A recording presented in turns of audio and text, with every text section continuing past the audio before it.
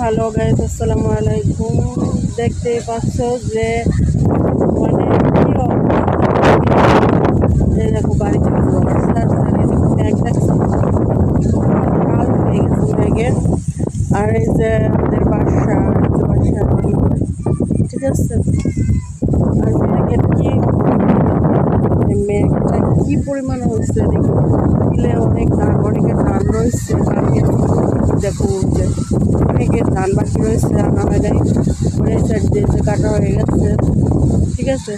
অনেকের বাড়িতে ধান আছে, আবার অন্য ধান সারা হয় নাই, ঠিক আছে। তো কেমন কি আছে সবাই অবশ্যই বলবে।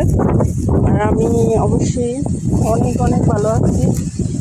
Thank you so much. সবাই ভালো থাকবে এবং অনেক অনেক দোয়া করবে সবার জন্য, আর অবশ্যই সাপোর্ট করবে।